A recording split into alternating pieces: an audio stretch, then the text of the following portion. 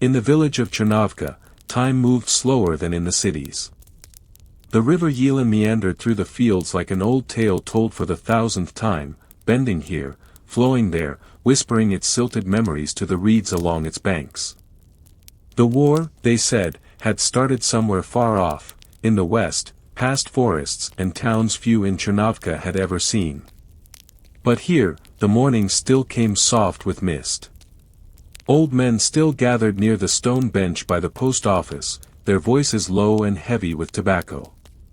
And the earth still needed turning, planting, tending.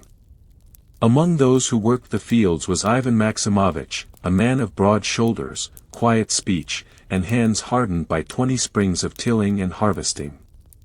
He had been born in this village, as had his father before him, and the land clung to his memory like the scent of turned soil after rain. He lived in a modest house with his wife Anna and their daughter Lena, who was nearly 17 and often dreamed of trains and cities and walls of books taller than trees. Ivan did not stop her from dreaming. He simply smiled when she spoke of Leningrad or Moscow and let the silence answer for him. But the silence was changing.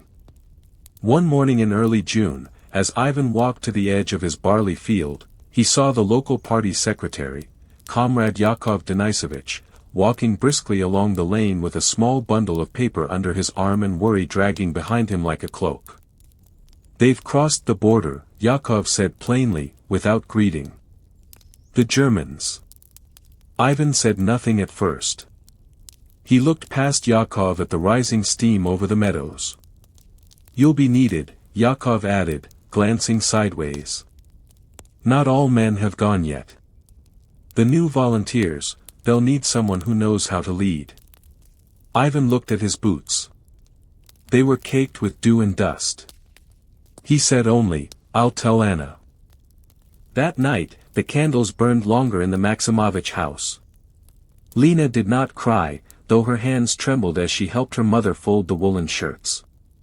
Anna kissed her husband's temple and held his hand too tightly, as if some part of her could still anchor him to their bed, their village, their shared seasons. But morning came all the same, and Ivan walked with 20 other men down the road toward the district headquarters, where a dusty truck waited with painted stars on its sides. None of them looked back. The town of Voznesensk, where the volunteers gathered, was still drowsy with spring when Ivan and the others arrived.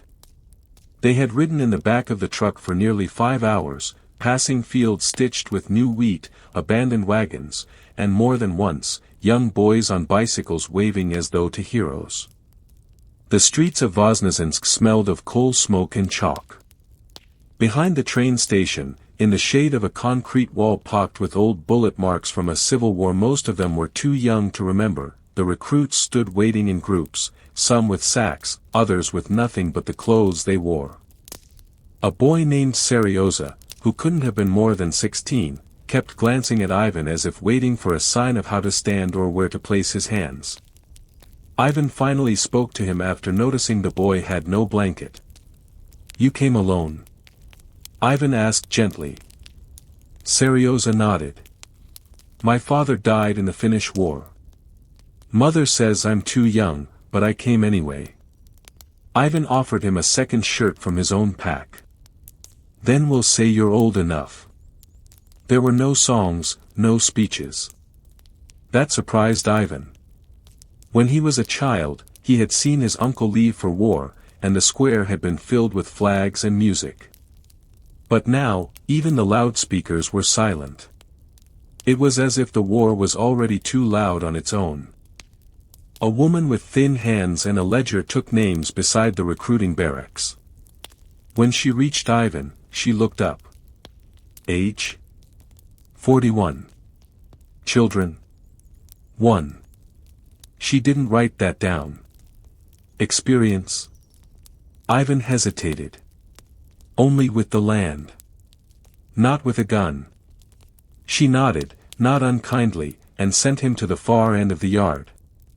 There, they were issued uniforms, stiff cotton jackets and boots that pinched no matter the size.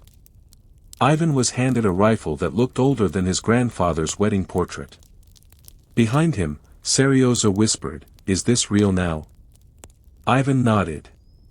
It's real. That night, they slept in a large barn behind the old railway administration building. The hay was coarse and smelled of oil, but no one complained. Most fell asleep quickly, but Ivan lay awake, watching the soft outlines of strangers turn comrades. He thought of Lena's face, her quiet strength. He pictured Anna at the stove, spooning lentils into a pot, and how she always stirred to the left, never the right, as if that would keep the seasons in order. Outside, a train groaned into the siding. The war, Ivan thought, was arriving car by car. They left Voznesensk before dawn. The train they boarded was not built for soldiers. It was an old freight carrier, lined with splintered planks and damp straw, but none of them minded. To ride eastward, toward the front, toward purpose, was enough. Ivan sat with 7 others in the back half of the car, Seryoza, always beside him, Petya, a blacksmith from Dnipropetrovsk, Grisha, a schoolteacher who carried a worn copy of War and Peace tucked into his coat, and 3 others Ivan had only begun to know. They shared apples and coarse bread and stories about their villages. At night, when the train slowed near forest edges, they took turns standing by the open door, breathing in the pine in silence. Seryoza said little, but his eyes darted over everything, hungry for signs, for when they would become soldiers instead of men pretending to be. After 3 days, they reached Baranovichi, a staging area near the edge of the front. The station was packed with other arrivals, artillerymen, medics, sappers, and entire squads of Kazakh horsemen who moved like waves of dusk across the rail yards. In the training camp, they were assigned to the 7th Volunteer Infantry Battalion under Captain Lev Rudenko, a man with a scar beneath his eye and a voice like cracked stone. "You are here because you chose to be," he said, pacing slowly. "That means something. Not to me. But to the ground you'll be asked to die on. Don't forget that." They trained through rain, mud, and aching muscles. Ivan learned how to disassemble his rifle, how to march until his calves screamed, how to crawl beneath barbed wire while bullets snapped overhead, not live rounds, not yet, but close enough. Grisha struggled with the crawling. His glasses kept falling into the mud, and he cursed under his breath in academic Russian. "You teach Tolstoy, not trenches," Petya joked once, helping him to his feet. "Yes," Grisha said quietly. "But Tolstoy also bled." By the end of the 3rd week, their battalion was issued its orders. They would move north to reinforce the front lines near Smolensk, where German armor had begun pushing hard through the forests. Seryoza asked no questions. He simply packed his shirt, folded it like a letter, and tucked it beside his rifle. They would leave before the sun rose. The road to Smolensk wound through forests so dense the sky itself seemed forgotten. Trees leaned in from both sides, their branches crowding the wagons and lorries that rumbled through the muck.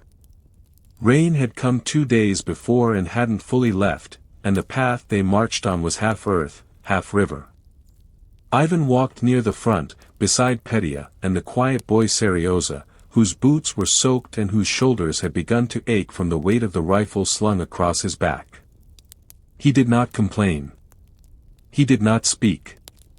Their battalion was moving in columns, 6 across, 100 deep, with scouts posted ahead and rear guards flanking the supply carts. Occasionally, they passed through abandoned villages, gray wood cabins with doors swinging open in the wind, clotheslines straining beneath empty sky, chickens clucking wild in the courtyards. No people. In one such village, Captain Rudenko halted the column for a rest. Smoke still rose from one of the chimneys, faint and blue, like a held breath. Rudenko ordered Ivan and 3 others to check the houses. They moved slowly, rifles half raised, eyes sweeping doorways and windows like silent question marks. The house with the smoking chimney revealed a boy no older than 10, crouched beside a cold stove. His eyes were hollow and red-rimmed. His mother, they discovered, lay beneath a blanket, her face still and waxen. She had died in the night. The boy had stayed with her, stoking the fire to keep her warm, not realizing that warmth would never reach her again. Ivan knelt beside the boy and removed his gloves. "What's your name, lad?" "Kolya," he whispered. "You have anyone left?" The boy didn't answer. He only looked down at his knees. Ivan wrapped him in a soldier's coat and carried him back to the column. No one spoke as they watched. When Seryoza reached up to help lift Kolya onto the wagon, the boy clutched his arm and did not let go. They kept him. The line moved again before dusk. The sound of artillery was a kind of thunder that never truly stopped.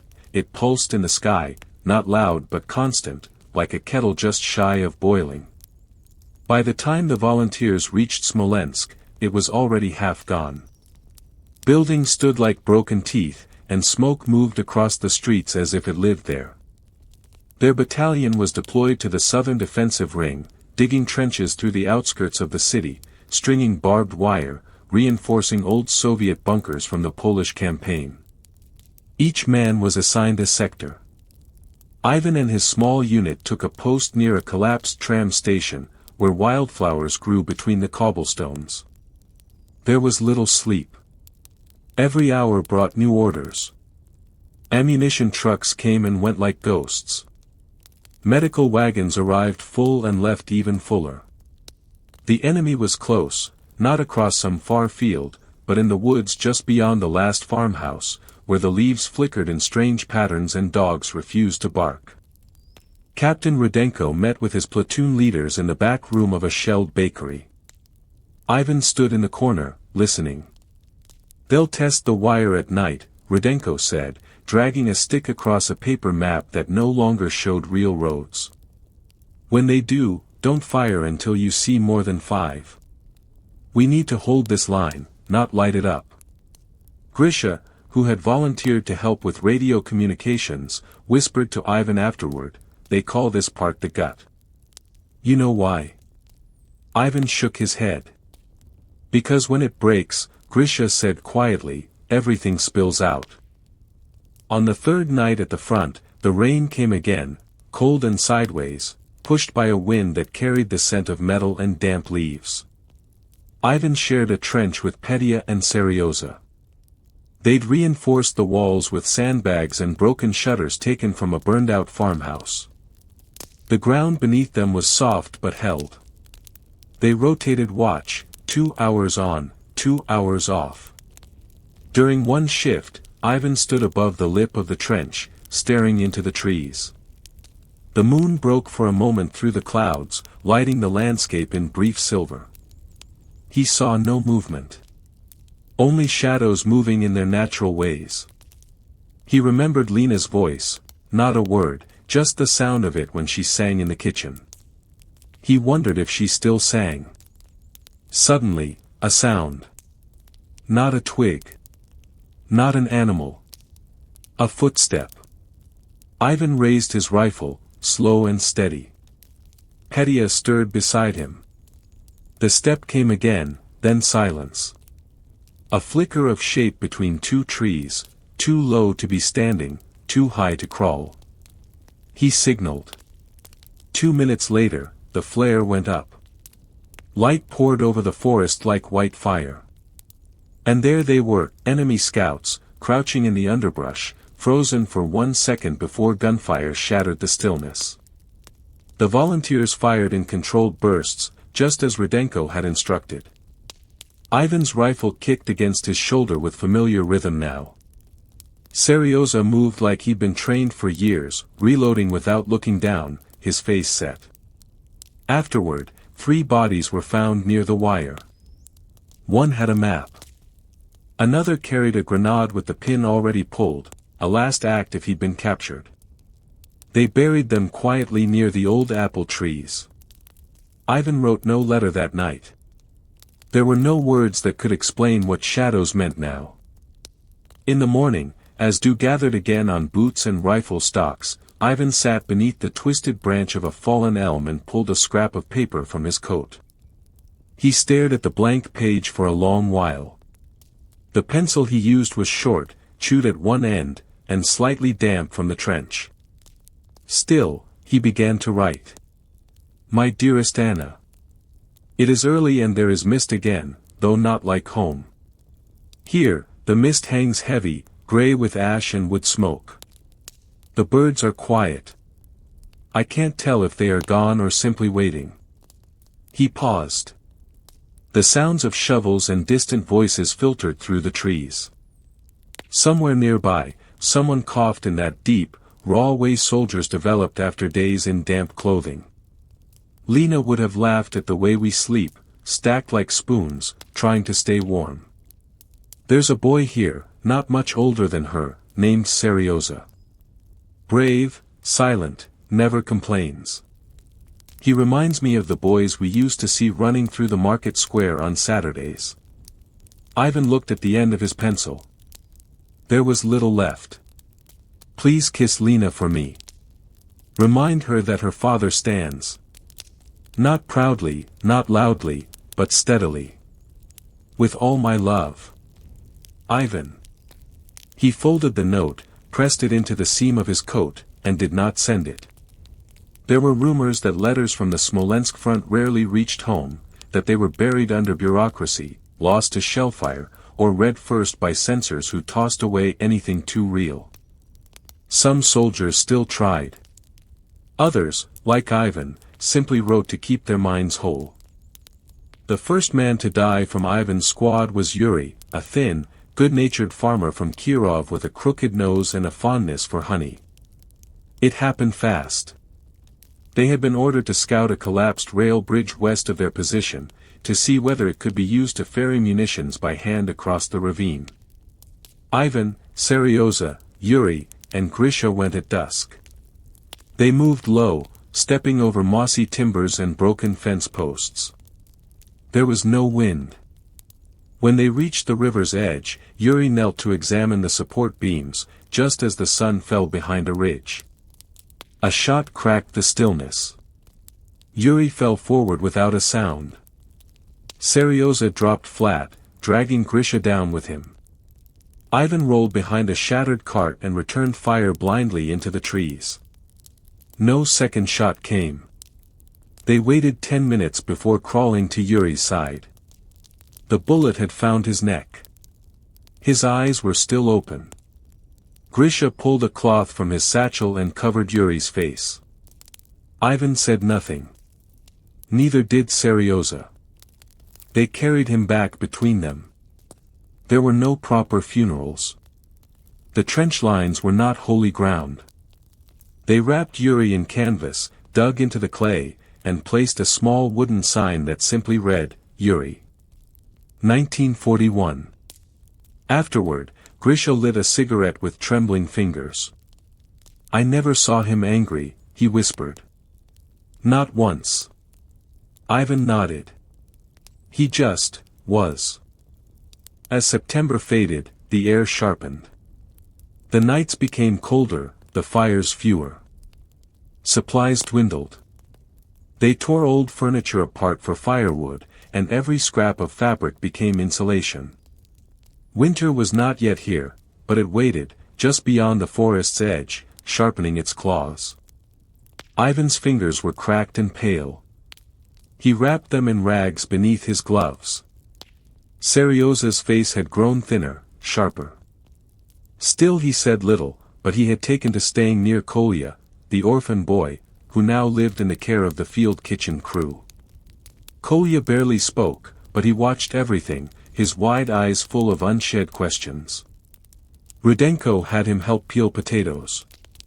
Every army has a cook, the captain said. Even this one. Grisha began keeping a journal in a small, battered notebook. He called it a record of those who stood. He wrote down names, jokes told in passing, the color of the sky on certain mornings. We may be erased, he told Ivan once, but I'll die writing the evidence that we weren't nothing. The Germans pushed harder with each day. Artillery barrages came like waves, often at random, sometimes in patterns no one could read. The sky lit up at night with fire and smoke, like a cruel version of dawn that never came. Ivan noticed a change in himself. He no longer flinched at the sound of shells. He no longer counted the days.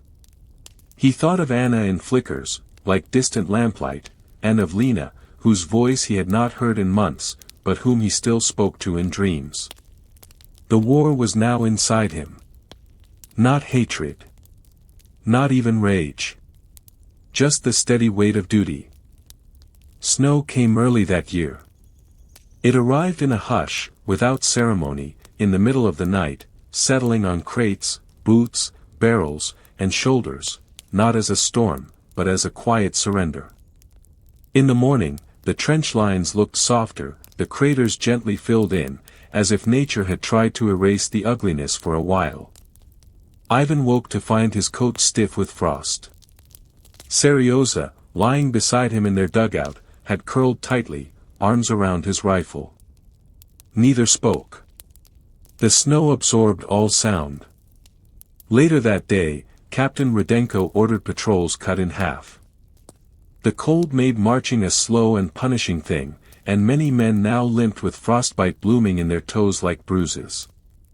The field kitchen served weak soup, little more than water and cabbage, but it was hot, and Kolya had become adept at handing out the bowls without spilling. Grisha had started writing poems in the back of his notebook, small ones, barely longer than a sentence. Snow like gauze over the wound of the world. He read it aloud once, shyly. Petya nodded. I don't understand it, the blacksmith admitted, but it feels right. That evening, Ivan found a small tin of honey in his pack, left there by Yuri before his death. The label had peeled away, but the lid was still sealed. He opened it slowly and passed it around the fire. Seryoza tasted it and closed his eyes. Like sunlight, he whispered. None of them had spoken Yuri's name in days, but that moment, shared and sweet, was a kind of funeral, more real than words. The front was a place of habit. Even danger became ordinary, the shelling, the cold, the tired faces, the missing ones. So when an officer from Army Group Command arrived one morning with a clipboard and a stiff overcoat, it was as if time paused. He was a major. Nobody caught his name. He walked the trenches with Rudenko, made notes, inspected boots, muttered about supplies. When he passed Ivan's squad, he stopped. You're the volunteers. Yes, sir, said Ivan. The major studied them, the mud-caked coats, the threadbare gloves, the way Kolya peered out from the dugout, chewing a crust of bread. I expected more. He left without another word. Grisha spit into the snow. He expected statues, not men. That afternoon, they heard the motorcade departing. It didn't come back. But the inspection left a mark. Within days, supplies improved, new boots, dry blankets, 3 cans of meat per squad. No explanations were given, but the firewood lasted longer, and no one questioned it. Sometimes, Ivan thought, being seen, even briefly, was all that was needed to be remembered. By mid-December, the air turned glassy. Each breath crackled. Each step crunched with the brittle weight of snow packed hard into ice. Seryoza grew quiet in a new way. He did not avoid people, he still stood watch, still helped Kolya carry pots, but something in his eyes had gone still. Ivan noticed first. Bad dreams? He asked one night. The boy shrugged. I don't remember them. That's worse, Ivan said. Grisha and Petya grew concerned too. They tried to joke with him, telling stories, offering extra biscuits, but Seryoza only smiled and nodded, then went back to his tasks. Then, one morning, he didn't wake. Not from death, but from exhaustion. They found him curled beneath the coats, his face pale, his body burning with fever. He had been sick, silently, for days. They moved him to the medical dugout, a canvas tent warmed with a small stove and little else. The nurse was kind. Her name was Marina, and she had a voice like a lullaby, low and matter-of-fact. He needs rest. And quiet. Ivan stayed with Seryoza for hours, watching him shiver and mumble names of people who weren't there. One of them was Mitya. Another was Mama. Ivan reached out and brushed snow from the boy's eyebrows. "You're still here," he whispered.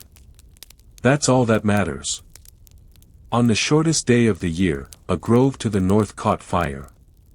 It began with a shell, one of many that fell without pattern. But this one struck dry timber, and the trees went up like matchsticks. From their trench, Ivan and the others could see the black smoke rise like a signal, high and angry, the color of ruin. Rudenko gave the order. A reconnaissance party would move toward the grove to assess damage and check for wounded units who might have been sheltering there. Ivan volunteered. He went with Petya and two younger soldiers, brothers named Alexei and Vadim.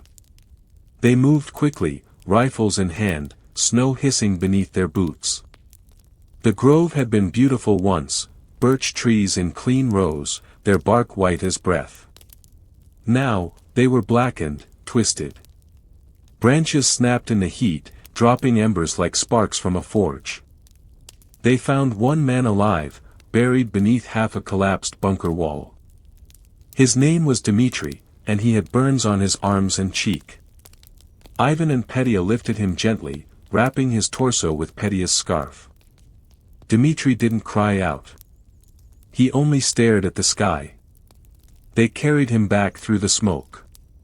Later, in the quiet, Ivan took a single leaf from a scorched branch, burned at the edges, still gold in the center, and tucked it into his coat beside Anna's letter. The new year came without celebration. There were no fireworks, no songs, no toasts. Only silence, and the bitter snap of ice. But Grisha insisted they mark it somehow. He tore a page from his notebook, scribbled a calendar, and nailed it to the trench wall. "We survived 1 year," he said. "Now we try for one more." Petya told a story about his father, how he used to carve wooden horses from cherry wood every New Year's Eve. He had made one for every member of the family. In his village, they called them lucky hooves. "I'll carve one next year," he said, "for each of you. If we're still here." "I want mine big," Kolya said softly, surprising them all. They laughed. Even Seryoza, now recovering, managed a small chuckle.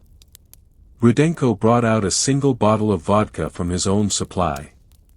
He poured it into tin cups, just enough for a sip each. "To the line," he said. And they raised their cups. Not to victory. Not to glory. Just to survival. To another day on this side of the fire. In the trench, possessions were few. Each man carried only what he could fit into his coat or pack, a photo, a letter, a scrap of cloth, a knife. But those things became anchors, reminders of before. Petya kept a rusted spoon from his mother's kitchen. It had a dent on the handle and the letter carved faintly into the bowl.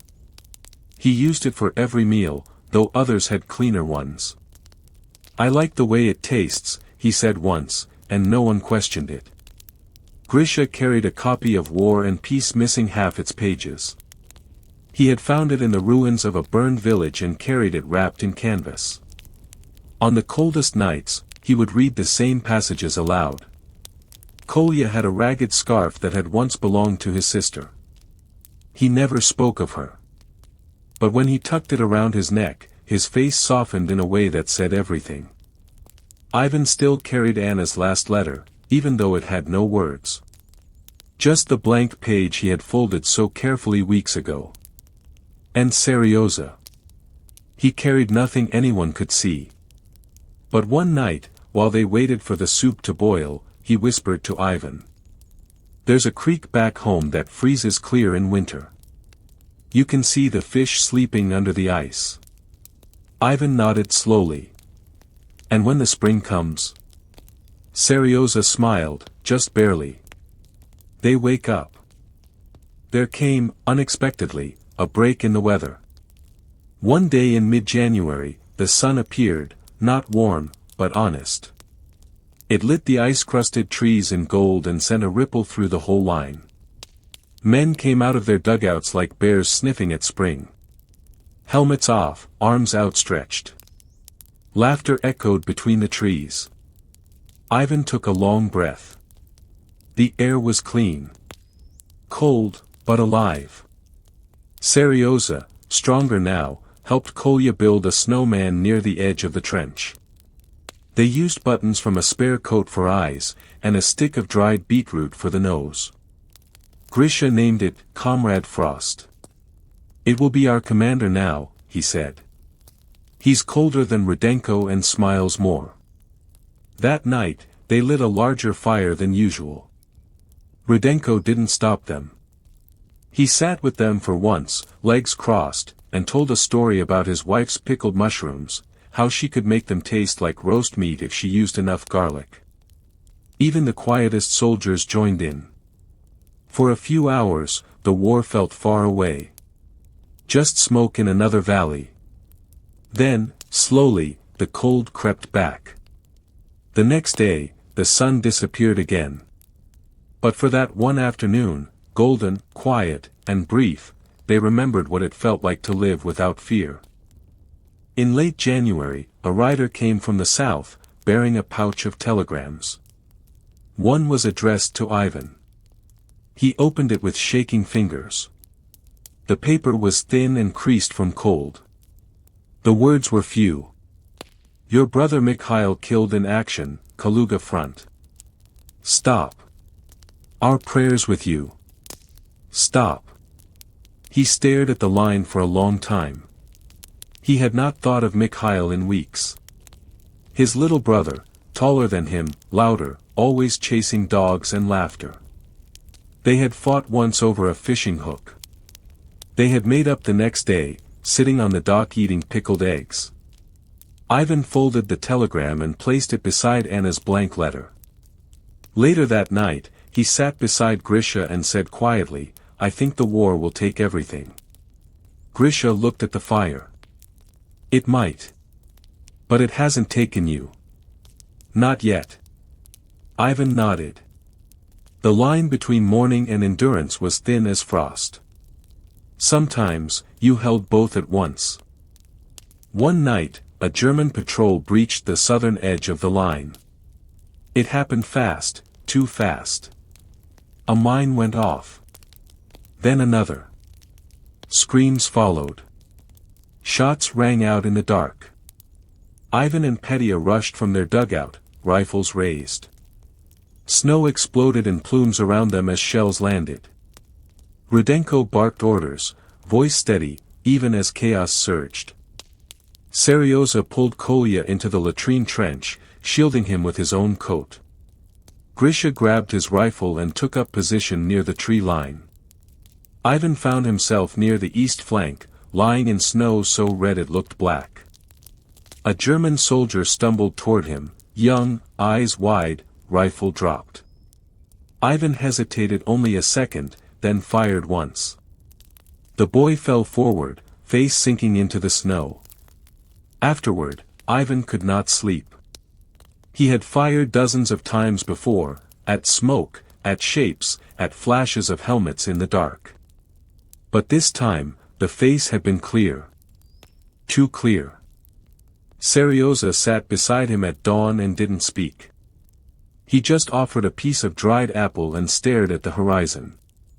In silence, Ivan took it. And ate. They buried another one that week. Alexei, one of the brothers, was shot by a sniper while collecting firewood. The bullet hit him in the chest, clean and sudden. Vadim did not cry. He just knelt beside the body and whispered something no one could hear.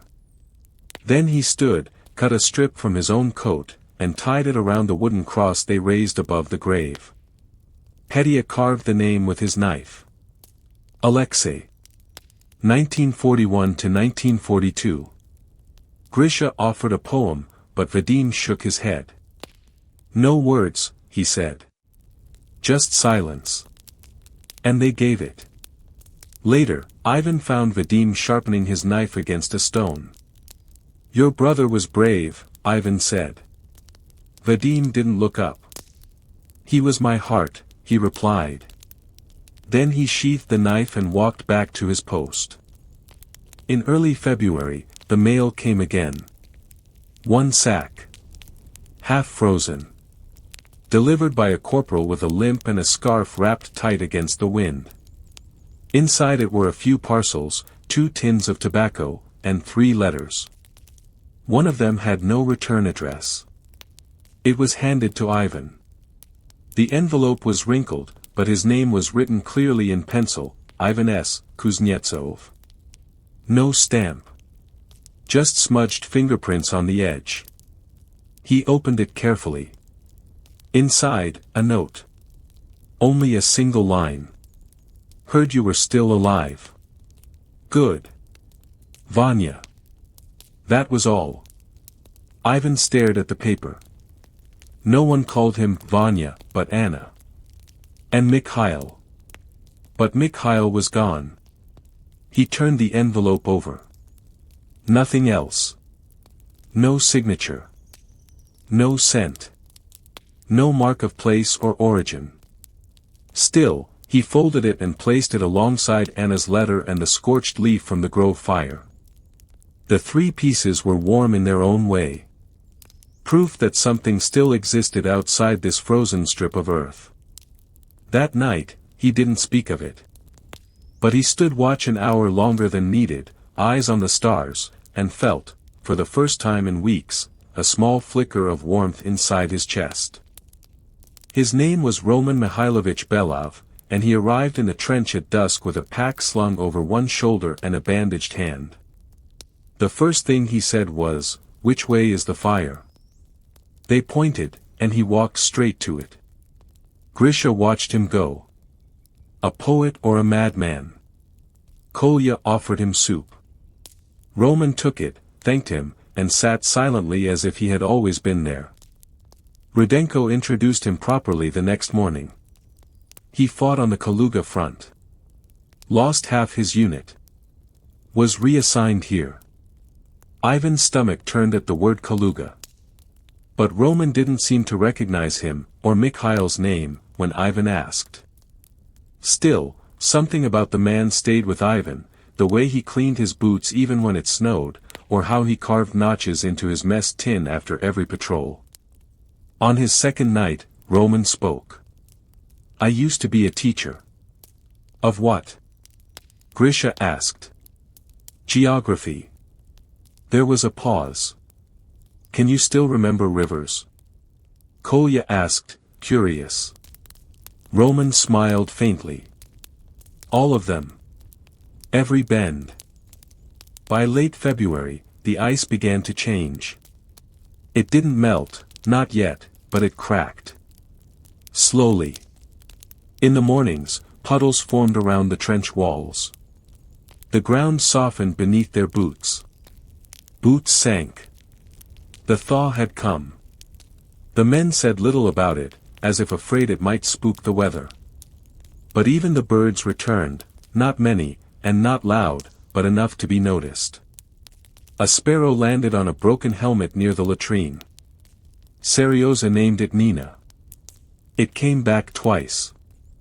Rudenko approved extra straw for bedding. The first shipment of new coats arrived, not enough for everyone, but Kolya and Seryoza received 2. They looked less like scarecrows now, more like boys again. Ivan awoke one morning to find frost no longer clinging to his breath. For a moment, he imagined Anna walking beside the creek again, the way her coat flared when she walked, the shape of her hands as she pointed out the ice-glazed branches. He held that picture close all day. Not as memory, but as hope. One evening, Petya produced a surprise. He reached into his coat and pulled out a tiny tin. Inside were 2 cigarettes, bent, old, but whole. I've been saving these, he said. For what? Asked Grisha. For the day we hear a song again. The others looked at him. And then, quietly, Roman picked up a spoon and began to tap the side of the pot. Tap, tap, tap, tap. A rhythm. Kolya joined in, drumming with his fingers. Seryoza whistled, a broken tune at first, but it grew stronger. And then, Petya sang.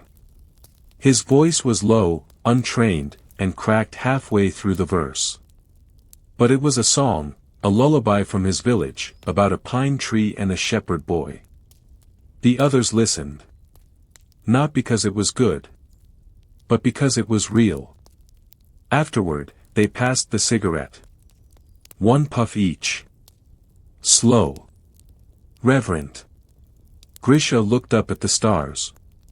If we live through this, he said, I'll never complain about taxes again. Seryoza smiled. I will. But I'll pay them. They laughed. For the first time in a long while, the fire crackled with more than heat. It crackled with life. It came unexpectedly. No distant rumble. No sudden scream from above. Just silence. The night passed without a single shell. At first, they noticed only the absence. Then, slowly, they relaxed. Ears stopped twitching. Shoulders unknotted. Fingers unfolded. Rudenko even removed his boots for a few hours. It won't last, he muttered.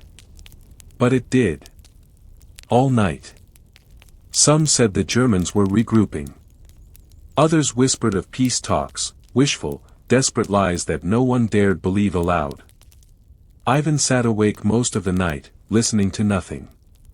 It was strange, like the quiet after a storm, too calm to trust. He thought about home. Not the war. Not the dead. Just, his street. The white fence around the garden. The tiny blue teacup Anna used for sugar. By dawn, birds sang in full. Even the fire burned gentler, smoke drifting straight up without wind. That morning, no one said it aloud. But everyone breathed easier. With the thaw came the mud. It was not a quiet mud, not a soft, pastoral kind. It was deep, greedy, unrelenting. It swallowed boots whole and pulled at wagon wheels like some ancient beast dragging prey into its burrow. Kolya fell in it twice before lunch and cursed the thaw with every word he knew. Seryoza laughed until he slipped too, his laughter muffled by a face full of earth. Rudenko shook his head. This is worse than the cold. At least frost doesn't try to eat you. But despite the nuisance, the men were more cheerful than they had been in months. The days were growing longer. The wind lost its bite. The birds returned in cautious trickles. Grisha, for the first time in weeks, shaved. Feels like a second skin, he muttered, rubbing his jaw. Petya planted a stick upright near the latrine and declared it a flag of spring. He tied a scrap of red cloth to the top. Roman stared at it and smiled faintly. In school, we called that a pioneer banner. Kolya grinned. Well, here it's a toilet marker. Vadim had not spoken since his brother's burial. He followed orders. He patrolled. He ate. But he said nothing. One morning, Ivan found him sitting near the edge of the trench, watching a squirrel dig for something long hidden beneath the snow. Ivan sat beside him and said nothing. Minutes passed. Finally, Vadim spoke. When we were boys, we used to steal pears from the neighbor's tree. One day the neighbor caught us and chased us with a broom. A pause. Alexei tripped and twisted his ankle. I carried him back. For 4 kilometers. He looked at Ivan. I didn't carry him this time. Ivan's voice was low. He wouldn't have let you. Vadim blinked. No. He would have cursed the whole time. They sat a while longer.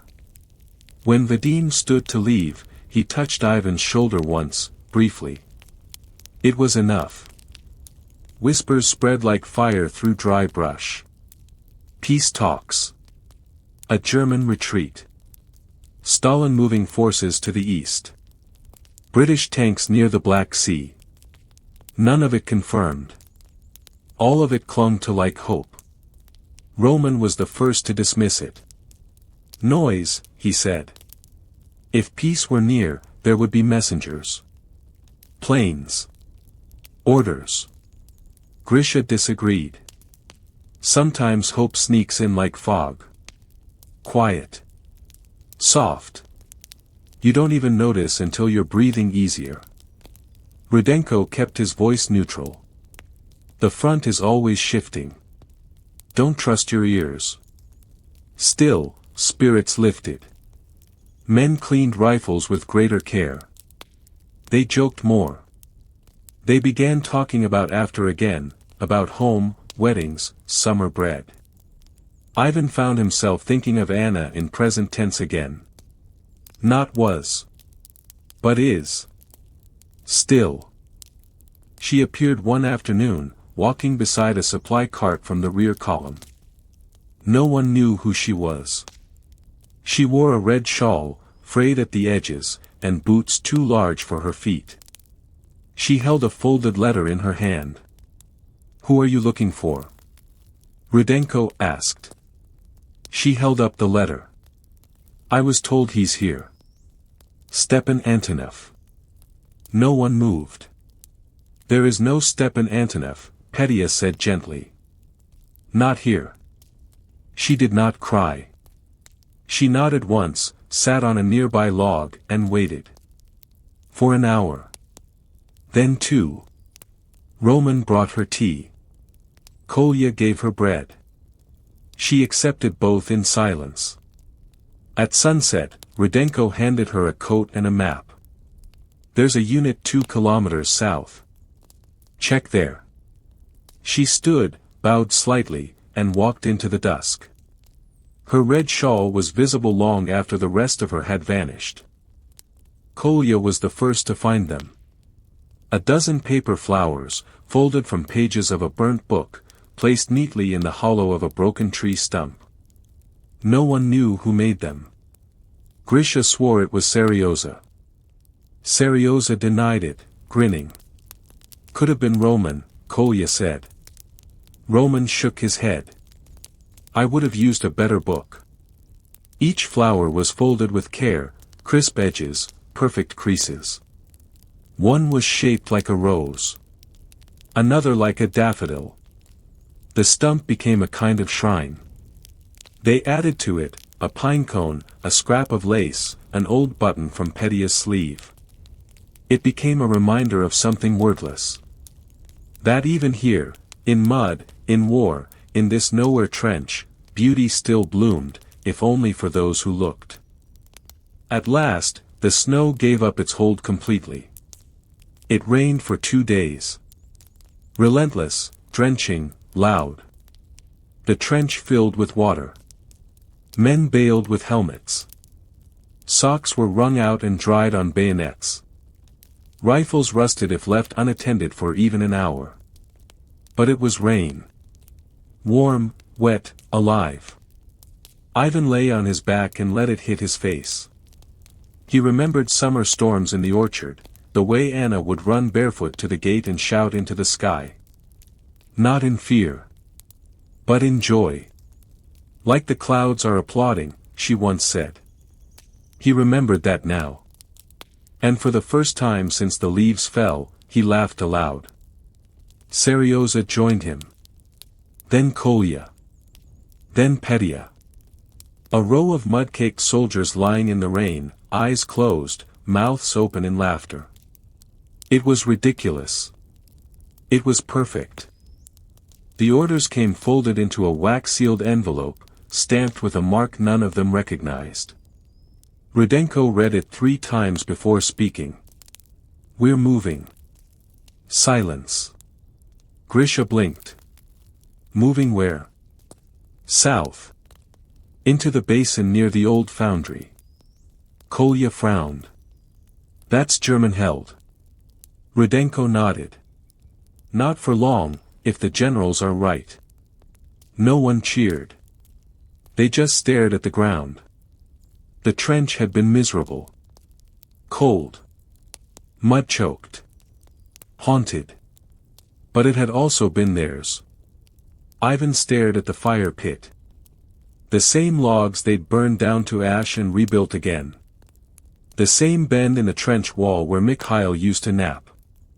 The pine roots above his sleeping mat. It felt wrong to leave them behind.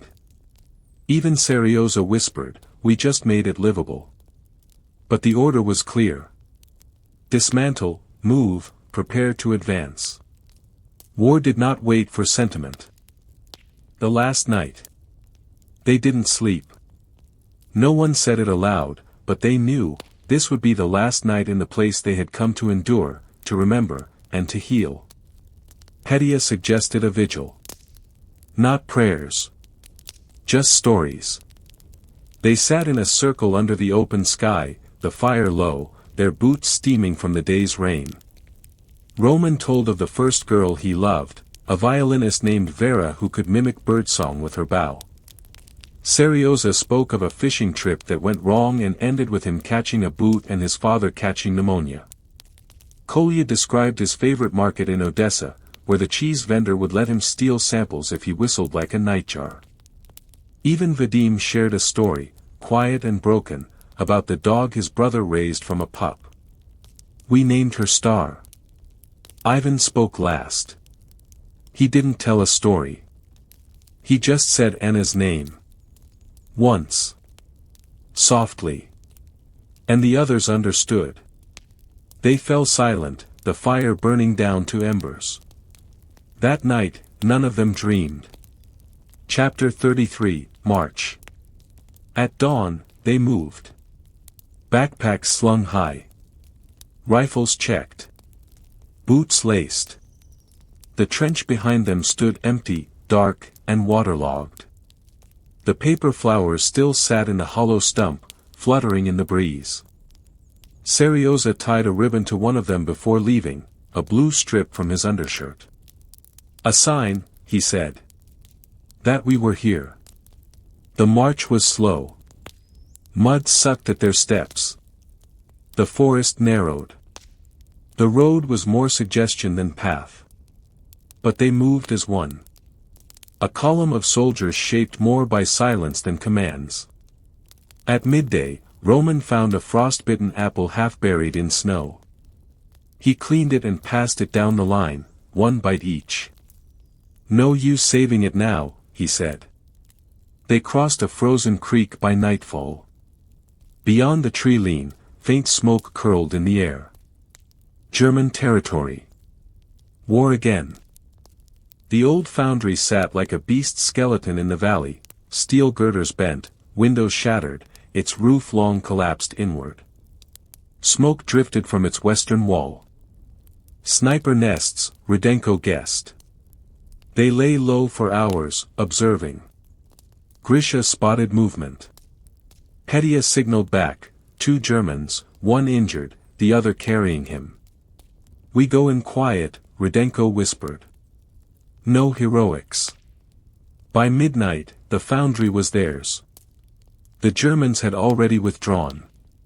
Only the wounded man remained, hidden behind an overturned workbench.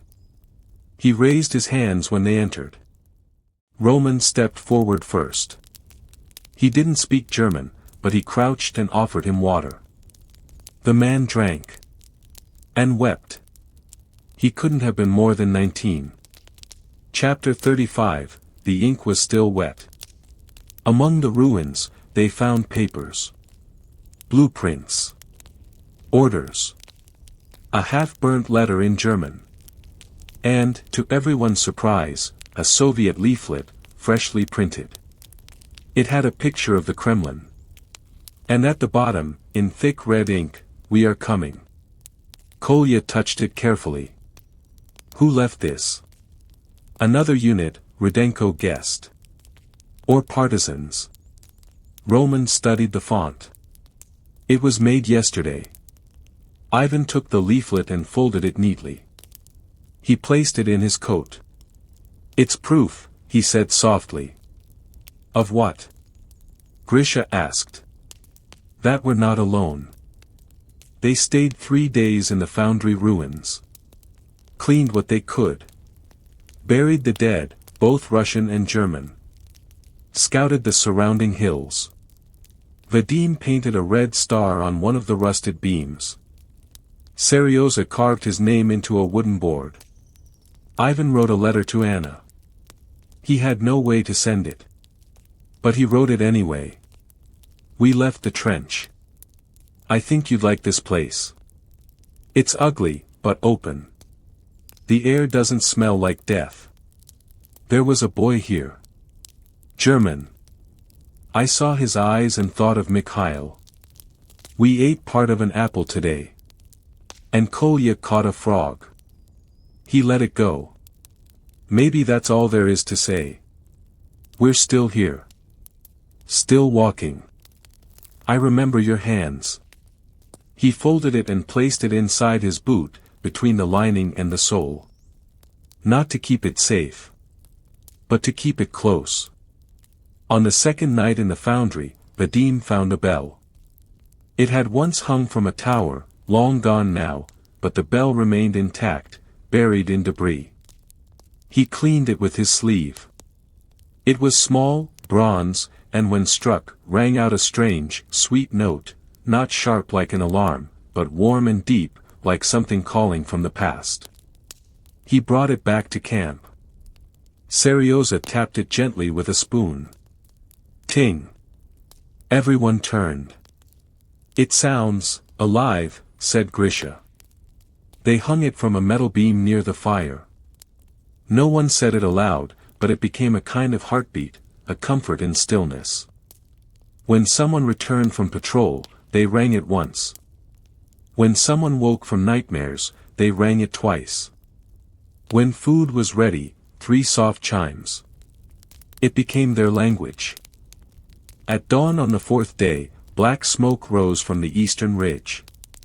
Not fire. Not battle. But the unmistakable sign of withdrawal, a burning depot. Germans are pulling out, Rudenko confirmed. Kolya narrowed his eyes. Then what's left? Scouts. Mines. And silence. The silence was worst. They advanced cautiously. Each hill felt like it breathed. Each tree watched. The ruins of a farmhouse revealed nothing but burned shoes. Roman found a child's doll inside a broken stove. No child. No heat. Just ash. Hedia buried the doll beside the stove and whispered, "Sleep, small one." They found a satchel in a dead courier's hand. Inside were letters. 27 of them, written in careful Cyrillic. Some had postage. Some were folded around bits of bread or a coin. One had a pressed flower. Hedia read them aloud that night. One by one. They were from soldiers, names none of them recognized, written to mothers, lovers, children, brothers. Words of hope, apology, longing. The fire crackled. No one moved. When the last letter ended, the silence that followed felt sacred. Ivan said, "We should carry them. Someone should." So they did. Each man took one. Roman placed his beside the folded leaflet in his coat. And none of them spoke again that night. Their next stop was a ridge of pine trees that leaned east, like old men bent in conversation. No enemies waited. Only wind. Only the smell of sap and soil. They rested there. Grisha climbed a tree to see beyond the forest. Smoke, he said. But distant. Hedia found a pine cone that looked exactly like a hedgehog and named it, Captain Prickle. Laughter returned, shy, brief, and tentative. Roman sang a lullaby his grandmother once sang when bread was scarce and the nights were too loud. The others joined in on the second verse. It was off-key. And perfect.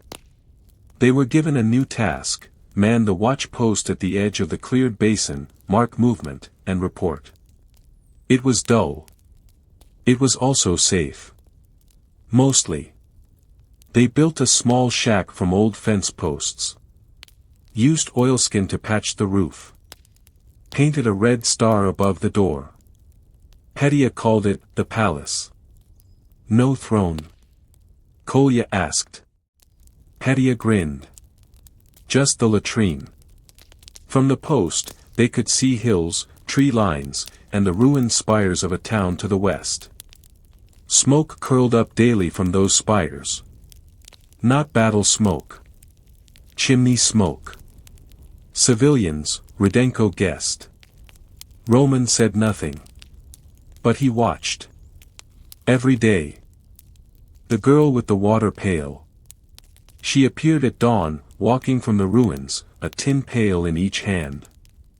She was young, maybe 15. Wore a scarf too large for her and boots too small. Her eyes were sharp, wary. She paused when she saw them on the ridge. Seryoza waved. She did not wave back. She filled her pails at the stream. Turned. Walked away. The next day, she returned. Same time. Same path. Again, she paused. This time, Kolya saluted. Still, no reply. But on the third day, she placed a small rock at the stream's edge. On it, in chalk, was one word, still. And then she left. By week's end, the ridge felt like a threshold. Behind them, silence, frost, memory. Ahead, orders, movement, perhaps even the end.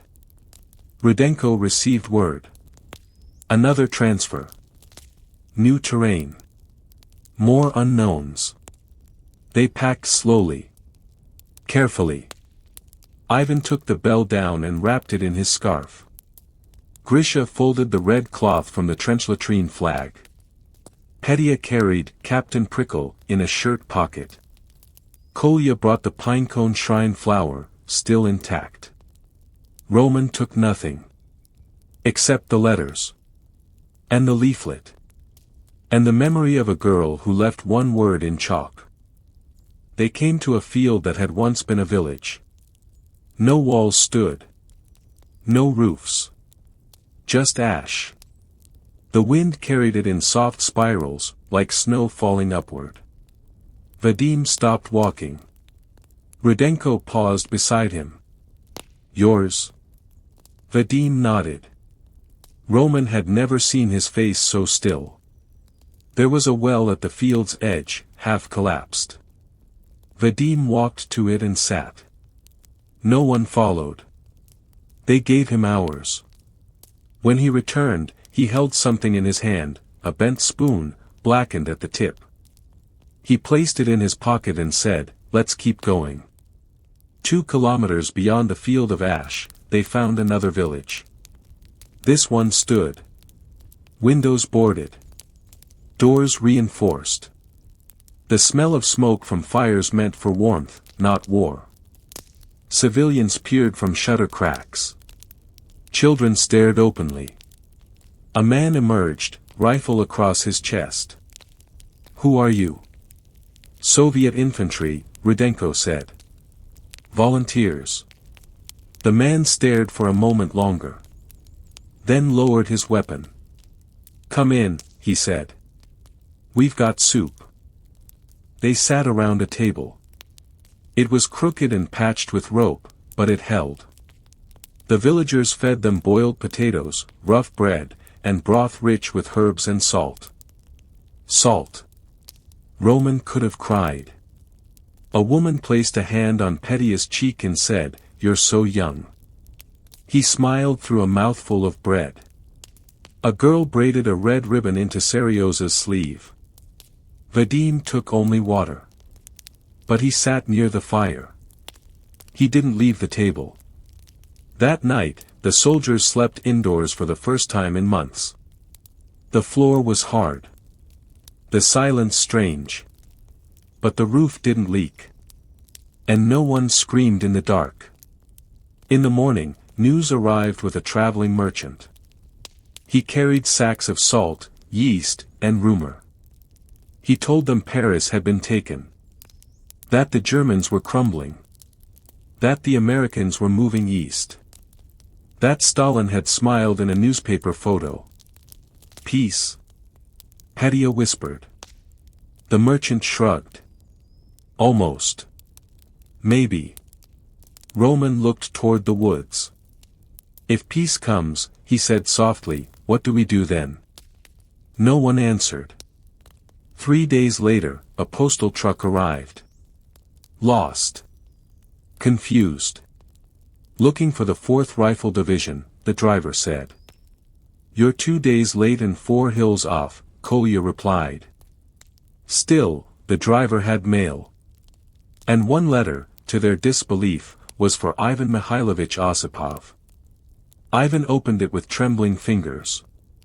The paper smelled of soap and iron. Anna's handwriting. The house still stands. I wear your coat in the mornings. Come home if you can. If not, write. I wait. Ivan folded it once. Twice. Then placed it in his breast pocket. He didn't speak for hours. But he smiled once. And that was enough. She came down the path just as she had before. Red shawl. 2 buckets. She paused near the edge of the trees. Seryoza waved again. This time, she waved back. Kolya placed a tin cup near the stream. She filled it and left it behind. Silent. Then walked away. Petya whispered, she remembers us. Roman nodded. She never forgot. When they left the village, the children walked behind them.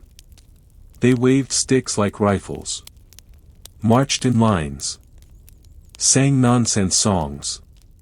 Ivan rang the small bell from the foundry. Once. Twice. 3 times. The sound drifted through the trees and into the hills. The children laughed. The sound lingered long after the bell had stilled. They reached a hill with no name. Beyond it, the road bent toward another command post. A new station. A new war, perhaps. Or the end. No one knew. Roman stood at the crest and looked back. He saw trees. Smoke. The red ribbon on Seryoza's sleeve. Grisha said, I think this is the last hill. Petya asked, the last before what? No one answered. They just kept walking. Boots soft in the dirt. Wind behind them. Sky above. At the next outpost, there were no rifles waiting for them. Only papers. Typed orders. Fresh ink. Names spelled correctly. The clerk, a boy with spectacles too large for his face, handed out assignments with no ceremony. Transfer to reconstruction detail, he told Rudenko. Supply depot. Grain counting, he said to Kolya. Medical station assistant, for Seryoza. For Roman, correspondence clerk, public communications bureau. Roman blinked. What does that mean? You'll write letters, the boy said. To families. News from the front. Condolences. Roman didn't reply. He simply took the paper. That night, none of them spoke about it. They sat near a field where frost shimmered under moonlight. A fire burned low. Quiet. Like it knew it was the last. Petya hummed a lullaby without lyrics. Vadim passed out potatoes roasted in coals. Ivan handed Roman a folded scrap of paper. Keep this. Roman opened it. It was Anna's letter. "I can't carry it anymore," Ivan said. "But you can." Roman folded it gently and tucked it inside the lining of his coat. He didn't say thank you. Some things didn't need words. In the morning, they parted. There was no farewell. Only boots moving in different directions. Kolya whistled as he left, off-key, but cheerful. Seryoza saluted Petya and marched off toward the field hospital. Vadim vanished before the sun rose, silent, as always. Rudenko clasped Roman's hand once, firmly.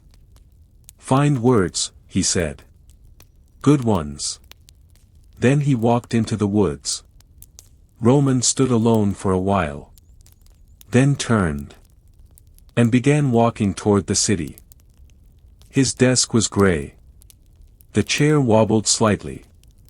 The lamp flickered when he leaned too close. But the typewriter worked. And the letters came in daily. From wives. From sisters. From children. Each one asking for news. Roman read them. Then crafted replies. Carefully. With honesty, but gentleness. He never lied. But he softened. He fought bravely. His friends remember him with warmth. His last days were quiet. He spoke your name. Sometimes he added something extra. A memory that wasn't quite real. But true in spirit. He smiled at the sunrise. He dreamed of home. He said the snow was beautiful. And every once in a while. He folded Anna's letter back open. Read it again. Then closed it. And returned to the typewriter. Years later, when he moved into a larger office, he brought only one thing with him besides the typewriter. The bell. Still wrapped in Vadim's scarf. He placed it in a drawer. Never rang it. But sometimes, on days when the ink smeared or the words would not come, he opened the drawer and touched the bronze. It was cold. And warm. Like the trench had been. Like grief. Like memory. Like peace. He wrote one final letter. To no one in particular. But he signed it with all their names. To those who wait. We came back in pieces. Not broken, just scattered. The forest still stands. The snow still falls. The fire still burns. If you find this, know we remembered. We loved without always saying it. We fought without always understanding it. And we walked home, not all of us, but together, in the ways that matter. He placed it in the bottom of the drawer. Beside the bell.